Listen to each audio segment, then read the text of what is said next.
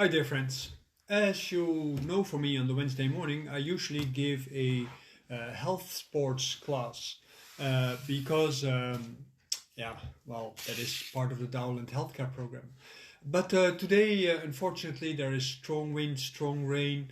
My garden has become a mess and I first have to clean it up, and it is still uh, pretty windy and rainy. Everything is still very wet, so I didn't have everything ready in time to do the class. And I have been thinking about a good alternative. What can we do as an alternative? Inside, my therapy room has just been cleaned up. I did it myself for therapeutic use. My bookshelves went down because this room where I am now, which is at this moment still the living room, is going to be my new acupuncture and massage room. And also, people come here for consultations with Yijing. I was answering some Yijing posts today uh, from people, not especially directed to me, but I was like, oh, okay, there are some things being said I can have an answer for. And sometimes I do that maybe because it's useful. And for this, we have to ask ourselves a few questions.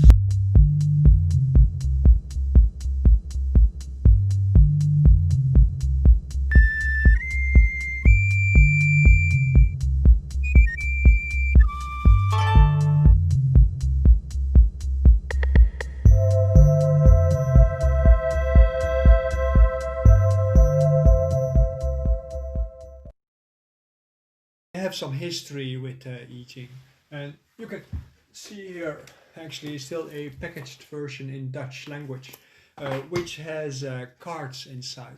So as a result of the Yijing talk, I was like, okay, let's do another kind of sports. It's more like a mental sport, like you would play chess or something, or Go or Pente or something like this. Hi Jan, nice seeing you here. So I thought, okay, let's do a I Ching session for a change, a consultation with some general questions, because I'm also very soon starting with an I Ching course. So in this way, maybe you can get interested in following this course. The thing is that as part of the Dongfang Daxue, the IOC Daoland program for Chinese medicine, Neigong, and Tai Chi Kung Fu, I developed a lot of writings while I was doing my research in China. And when I was in, hi Justin, oh, I tried to wave to you, but it didn't work. Hi, yes. So when I was living in China, I was doing a lot of research and going through all kind of resources. I bought myself a Dao Zhang. I studied with masters in Beijing, Shanghai, Qingchen, in Wuhan, in Wudangshan, where I lived for 15 years in a Daoist community. And I also became a member as part of my 13 years intense PhD study of all kind of Chinese sects, both exoteric and esoteric, orthodox and unorthodox. So I have a lot of different kind of religious names as a result of that, to get a good comprehension of what the I Ching is about within Chinese history. And as a result of that, I have a reasonably wide view on the I Ching and its uses as it is being developed in China and outside. And my translation in Dutch, my version, actually is based on my translation in English, because many I Chings, as you know, are translated on the basis of James Legge and Mr. Wilhelm from Germany. Both these translations are made by priests who had a political agenda and a religious agenda, and that is very clearly visible in the way how they translate. They are not objective translators. The translations that have followed over time very often are adaptations of the original translation of Wilhelm and Legge. It is not by itself that the translation are necessarily bad, although there is definitely a lot to comment about the way how they translate it. But they translate it in a way which is confirming to 19th century thought. And I always make a joke to all my students and everybody who wants to hear it: nothing from the 19th century is good. So everything after the 19th century, as a result of thoughts in the 19th century, is to be watched, to be looked at with some level of suspicion. We had two World Wars. We had two World Wars, I should say, not only one Second World War. We had a First World War, of course. We had a lot of other international conflicts. Colonialism stopped, which in itself was good, but it created, a lot of other issues. And it also created, of course, our modern cities and our modern lifestyle. So what I thought was a nice idea is to do a Yijing session as I started with. And I used for this my translation in English. I tried to get it printed on Amazon.com for sales, but it is sticking on a millimeter and I don't get the cover right. And I have been too busy in the last months to actually finish it. Everything else is accepted by it. I also have here a small translation and interpretation of my own translation for a psychology magazine to show how the Yijing as hexagrams can be read for general psychological advice. The translation that I have here comes with cards, and these cards are the original Yijing cards. A lot of people have copied these cards because my publisher used them on an international market, and I show it to a lot of people. And a lot of people, they started using a color coding based on my original cards. The game is already from more than 20 years ago, 1996 or something like this. And 2 years later, the first copies were on the market. Here, first in the Netherlands and later on in other countries. And that is okay. My publisher didn't do very much about marketing because they thought my writing was too complicated. Because they didn't want to spend too much money, they didn't translate, they didn't use the whole Yijing, they only used the main lines. So I wasn't very satisfied with the Dutch translation.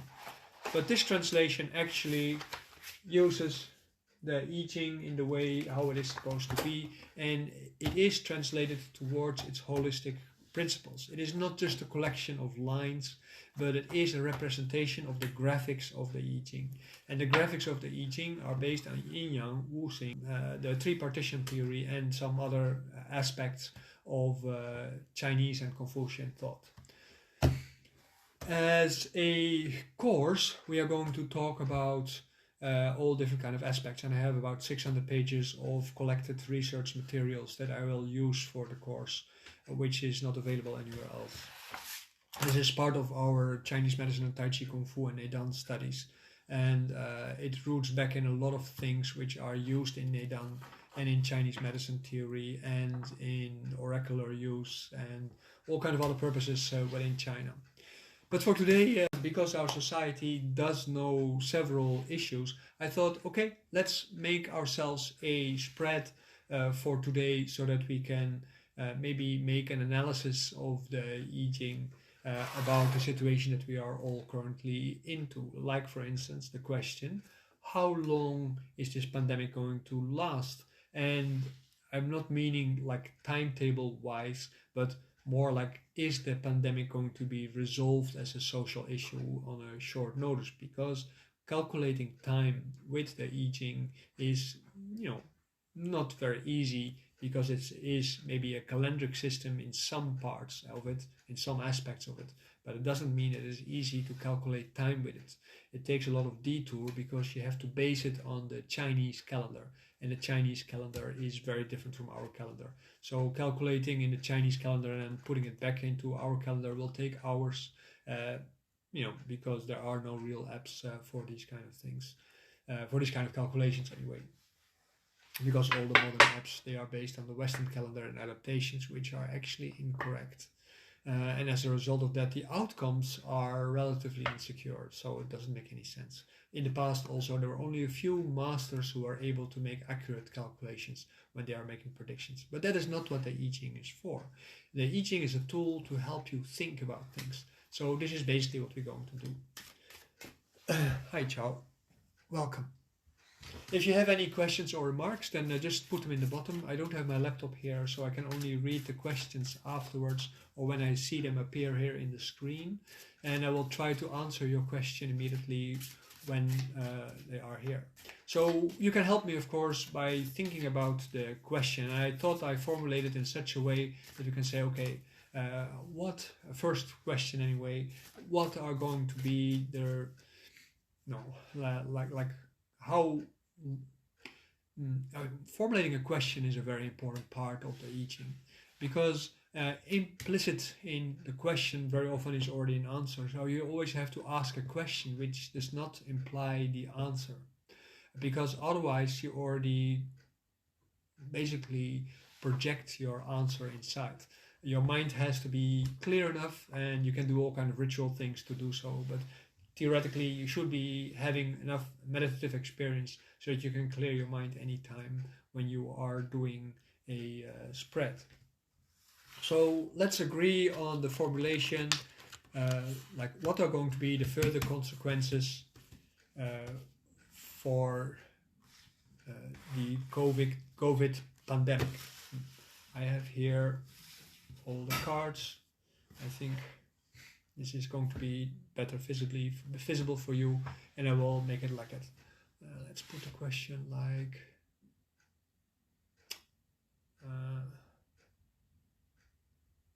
what are going to be the consequences of the COVID epidemic? Let's leave it open for shorter or longer term, so that we can have a question. Like for instance, I did a question on Donald Trump before he was elected, and it said, well, he is going to be disastrous, but in the end it's not going to make any difference. It's going to make things better. Not because of Donald Trump, but because of the way how the world is reacting on Donald Trump. And Yijing predicts that every force always has a counterforce, and these two are part of the same, which in Hegelian dialectics, as the current Yijing translations from China are based on, would say like, okay, then after that you have a synthesis in which both are working, but in fact the Yijing says things are always oscillating between two extremes, and there shouldn't be a synthesis, but there should be like a calming and harmonizing of the amplitude, so that you get into the gray area. That's the S shape inside the yin-yang 2, and the gray area in ideal circumstances is very large, and the yin and the yang is very small, and the yin-yang that people always use is about the extremities of yin and yang.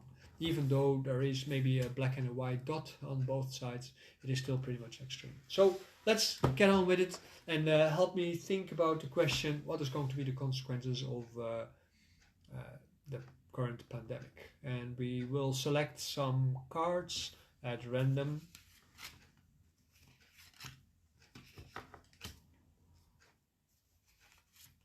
Alright, so a basic spread is only 4 cards, so that's very easy. This is the incoming hexagram, this is the outgoing hexagram. And at the moment when we talk about incoming and outgoing hexagram, it is about where the question is about and where the answer is about. At the moment when we look at this spread, we see we have 2 hexagrams. Each hexagram is built from 2 bigrams, and the bigrams in itself, then they intertwine, they have a particular kind of interaction, so that means that the trigram in itself is a construct, and these are based on the tripartition of the universe, of heaven, people, and heaven, earth, and people in the middle, of course. So that means that the king position in the upper trigram, or in every trigram, is in fact a people position. It is not something divine, but on the advice level, that is a divine position. The lower trigram, this is the formative decision. This is where the work is being done. So the minister line, which is the 4th line in the hexagram, actually is a production line, similar like the first one in the whole hexagram. When you look at the whole of the spread, I will turn it around for you so you can see it. You see that the bottom trigram, hi Chen, welcome. The bottom trigram, in fact, is both the clouds. So that is earth fog, right? In this case, because the bottom lines are fog and these are yang. That means the earth is very active. It is in fact representing like heaven. That means it is a lasting thing that is coming over us, which is in itself not a very good thing. Then on the heaven level, you see that the rising yin, the growing yin, that is the epidemic in itself, is changing into a hard yin. That means also that the epidemic is going to be a lasting influence on our society and on our biology probably also. So that means that both from heaven and from earth there is the input that is going to be a lasting thing. Similar like what happened to herpes, I guess, when we are still monkeys and we got our first herpes, it is still with us. When we look at the human level, this is what we do with it. We see here there is the rising yin. That means that we are trying to fight it, but we're also hardening ourselves in it, and it is turning also into old yin. That means it is going to become part of us on the long term. So even though we try to resist it, it is gradually consolidating within us, and that means that according to the graphic spread of the Yijing, there's going to be a lasting consolidation. But that doesn't mean that I'm right in this consolidation, because this is only on the hexagrams itself. When we go look at the internal hexagram, then you can see that there's here on the bottom there is the sun, and on the top there is the rain. So that means that here, this is where is the rain, and let me see, here is the sun, and here on the entrance you see that there is the thunder and the earth. So this is the thunder and the earth, thunder and the earth, and then there is both sides there is a new nucleus, which is the earth, and which is the earth. Here in this entrance you see that the nucleus of this and the nucleus of this, I'm not sure if you all can watch it, so I will bring them all together because it is important to be able to see all these cards, because you have a full spread here as based on the way how I develop these cards. This is the hexagrams that I did cast with the cards, and this is the sun above the clouds, and this is the clouds underneath the earth. This means basically that the sun, the brightness of society, is being clouded, and this one means basically that from the earth fog is rising. So that means that is a creation process in progress, right? In the nucleus of the sun above behind the clouds before the sun actually, you see that there is this continuous alternation between progress, being helpful and not being helpful, and that is going to continue all the time and all the time and all the time. That means that our struggle, it seems to implicate anyway, that our struggle against the Covid-19 is going to be an ongoing process, sometimes making some progress, sometimes making some losses. As you know, right now we are already more than half a year inside this pandemic, and you see sometimes countries go forward, go backward a few months later, and whatever means we take, every time when we loosen up ourselves, we see a worsening. That means that we can probably keep it under control, but if we are willing to take big losses, we can loosen up all the time and then make it better. It will take a few years probably before economically and socially we are going to be completely adapted, because people first have to realize the fact that this is an ongoing process which in its root is changeable, and because it's changeable it is like the wind, so that means it is very hard to get a grip on. It's the same like when you do acupuncture or massage, somebody has wind problems. It is a continuous struggle to keep the wind under control. It is not impossible, but it is a lot of work, like you see with diseases like Alzheimer, Parkinson, where wind is a very important aspect. Some diseases are like the wind, and they are very difficult to trace and difficult to solve. Even though people might take all kind of solutions, they hope for successes, and then as a result of that they grab to things which also are inherently dangerous by themselves, and as a result of that they also add to the problem. So that makes that the problem keeps coming back, because they don't really give a real solution, they give a partial solution, which is for some individuals maybe effective, but for some other individuals maybe a disaster. when we look at the outcome, how the earth is creating this fog, this is the creative power of the earth. That means that both our immune system and the COVID itself are growing, and they are in a struggle also at the same time. You see that the impact is enormous, because you see that in the earth thunder is rising. It is like the start of a volcano, or when you have a thunderstorm like I had this last day outdoors, where there was a lot of wind and rain and so on. You see that the thunder comes out as a lightning and has a huge impact, and nature, the temperature, the feeling of society is changing completely. I see there is a question, I think. Let me see if I can see it. No, I'll talk about it later.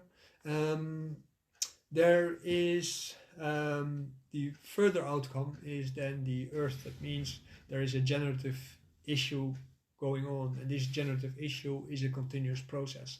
So the outcome of this spread is most likely that there is going to be a lasting effect of this problem. You see that the only lines that are moving are in the upper trigram. That is the interrelationship between the divine and with ourselves, between heaven and ourselves. That is in effect, I think, an indication of how we are trying to cope with things as they happen to us.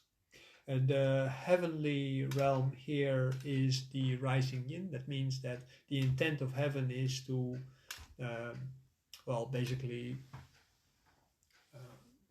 consolidate the disease. And for us, that means that we also will have to adapt to the consolidation of the disease. You see that both in these cases, the yin is rising. The yin in this case is the disease. And as a result of that, the disease is going to be consolidated in our biology. This is the most likely thing that's going to happen. Over time, that means that we will find biological means of dealing with the disease. So then the disease eventually will become less effective, but it does mean that from the moment of birth, your children are going to run the risk very early on to get this disease, and some of the children will carry that with them and be a cause for spreading it according to other people. Recent research showed that children carry a large virus load in their noses and in their sinuses and in their throat, and it doesn't sink very deep into their lungs. So that means that if a child is affected, it is very likely to cough in your face, because that's what children do. I had my pneumonia from that last year myself. And as a result of that, you catch disease as a result of the drops getting into your eyes or into your nose or into your mouth or into your ears or any place where it can enter into your body, and you get sick too if you are sensitive to it. We already know that our immunity against the disease so far is too short. So that means you can be reinfected after some time. There are no sufficient vaccinations to help us with it so far. The promises of the vaccinations are, because of the research, already known to be only temporary. So as a result of that, we might not expect too much from that. So what is needed for resolving this issue? And then we go do another spread. As a result of that, what will we need to deal with the COVID thing? Actually, I didn't do any spread on this before because, I just try to be careful not to get sick while I'm busy with my clients. And I'm also trying to make sure that my clients are in a safe environment when they are here to not get any problems like that. My classes are all online nowadays. And even though we are trying to get back into classes outdoors, well, my classes were always outdoors. So for me, there's nothing new with that. But it is still very difficult because there's still all kind of restrictions for people. Hi, Thea. Nice to meet you. So let's make a new spread, and we continue a little bit more. Like, how do we deal with this incredibly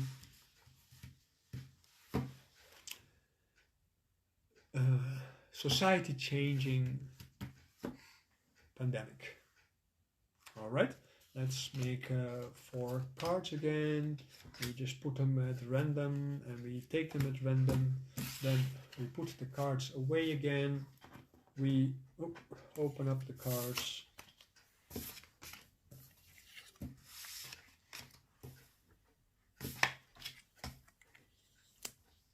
Alright, so when I turn them around for you, you can see that the situation as it is right now is heaven above the mountain summit. So this is where we are right now. We are right now in the mountain summit and we are facing heaven. And that means that we have a need for guidance. So we have been looking for guidance in how to do this. This is about the question, right? Then here we have the rain coming from the mountain, from the heaven, running along the mountain and actually fertilizing the lands below. As a whole, we can see that this is an indication of that we are actually asking for a solution. It is not so much that there is a solution, but we are asking for a solution. So when we go look at the internal hexagons, you can already see that this one is going to be wind. Oh, let me take the right one. Wind over heaven.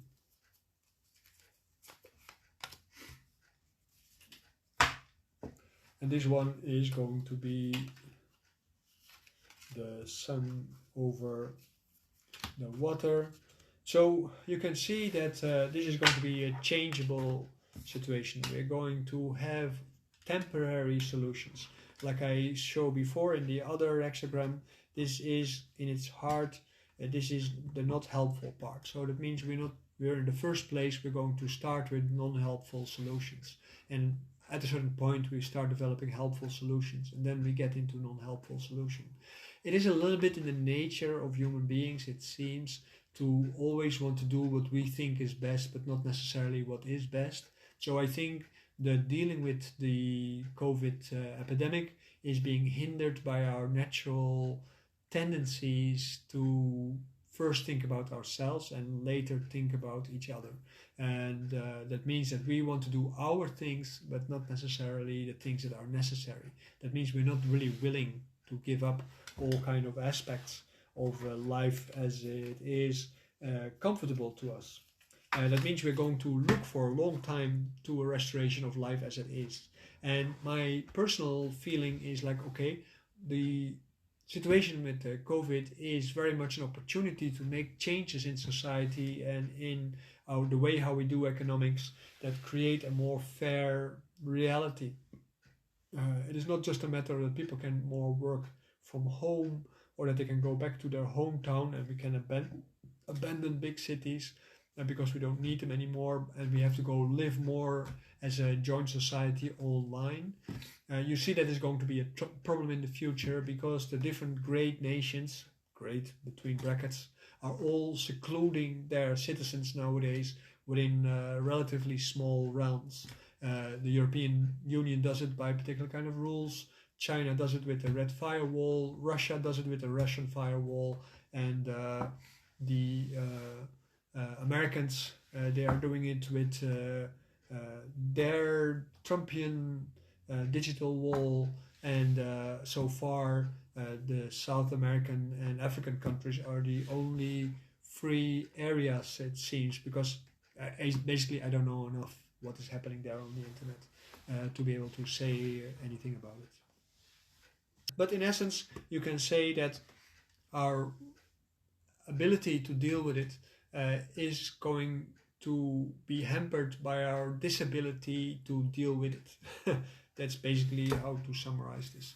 That means that it seems from this prediction that our society is going to have difficulties with dealing with it because they don't make any real choices. Not so much from the political end only, but also from the human end. We as people, of course, we are our governments. In whatever country you live, your government cannot do anything without the initiatives by the civilians to actually do really things. And if government makes rules, they can reinforce it with police or anything like that, or with laws. But in essence, we are the ones actually executing these laws, and we are the ones actually having to come up with a real solution. And the real solution here in this case is just to reinvent society. That's basically it. Not try to continue with the old one, but to reinvent society.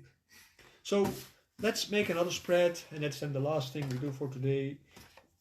How could we reinvent society? This actually tunes in with one of my videos where I'm having a series about economics and trying to develop a Daoland economic system based on certain kind of money games that are going around, and on the rules of economics as people actually promote them, usually through higher education and crime, which are nowadays very closely intertwined, it seems, because everybody seems to want to be a capitalist and make as much money as possible to escape their responsibilities to society, and then try to look philanthropic by offering a small portion of your money to solve minor problems instead of the bigger problems through which you could become rich.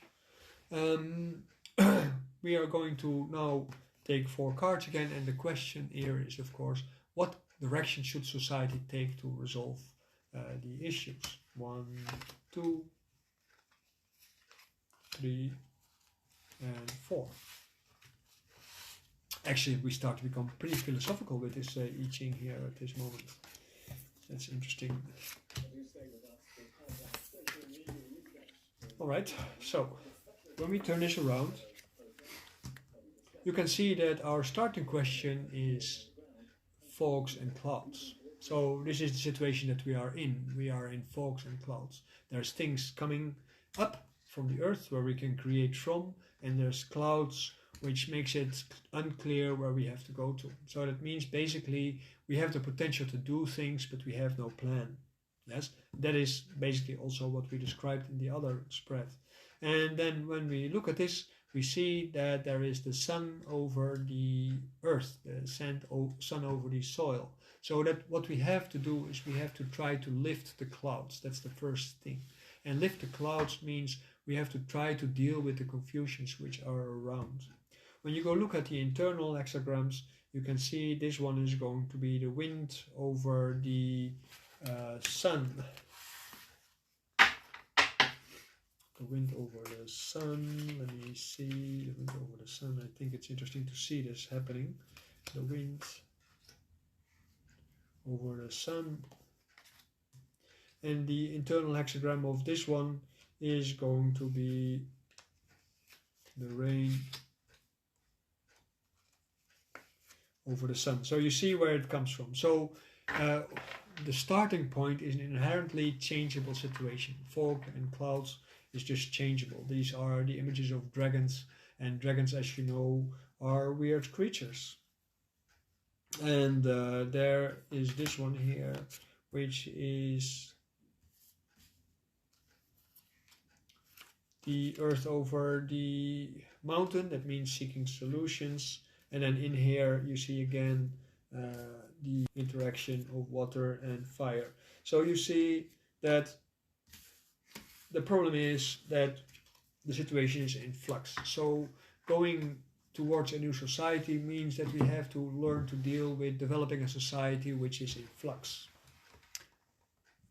You might have heard that there is like a sort of waiting list for about 300 viruses from Tibet to Antarctica to Siberia and all kind of other places, which are all potential risks for pandemics. As a result of that, we might have a lot of other problems. Of course, the pandemic problem is related to us living in big cities and being in close vicinity to each other, traveling in tin boxes through which we are in even closer vicinity, and we go to parties and so on and so on. So our society is based on clustering people, and this clustering of people is like a very good breeding ground for any kind of virus or disease or chemical agent to spread around. And we have other problems because we have polluted the environment in such a way that we have climate change, and as a result of that, ice everywhere is melting enough for viruses and bacteria and other kind of possible problems from the past to recur that maybe we solved in the past that might now come up again because they are already in our genes, in the what is called our junk genes. So as a result of that, There are a lot of different kind of factors which play a role. So it seems that the solution to lift the fog of the current situation is to create a kind of society which is flexible enough to deal with all kind of things. So that means that as people, it seems like we have to be mobile enough and informed enough to have clarity. That also means that we have to be flexible enough to understand that our way of dealing with each other and with society as a whole has to be adapted to means which are actually not primarily economic, but biological. That means that we have to start thinking as a society that we are also a species society. We are not a bunch of countries, but we are a species, just like ants are species, just like birds are species, elephants are species, whales are species, and they live within a particular kind of, understanding within their species about how to survive. And we have to start thinking about the same thing. So as a society, we have to start thinking biologically and how to interact with nature as a whole, so that we do not fight against nature as we do currently, but that we try to incorporate ourselves in nature, and as a result of that, anticipate on things that are happening in nature much more. So actually now at this moment, this Yijing spread at this moment gives me opportunity to outlay part of my political agenda. Okay, I hope you enjoyed this spread, and help me with spreading this spread if you like. If you feel like following a Yijing course with me, it's going to be a 2-year course. It's part of the IOC Daoland program, but it is accessible to everybody.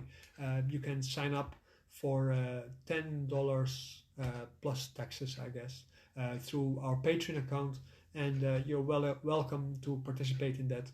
And we go do and analyze these kind of things extensively, and we're going to create a budget for everybody to also have these cards so that you can work with it. You get the Yijing as well as the 600 pages of text having to deal with all the basic theoretical backgrounds of the Yijing and what it is for. And insofar as it is also, of course, different from what you find in normal text. Because there is a closed loop philosophy behind it, which is rarely discussed in the Yijing. Thank you very much for your attention, and if you were here the whole time, I'm very happy with that. Consider to participate. When you participate, you also automatically can participate in the once a month workshop of Qigong practices, which is like third level of Qigong practice. Welcome.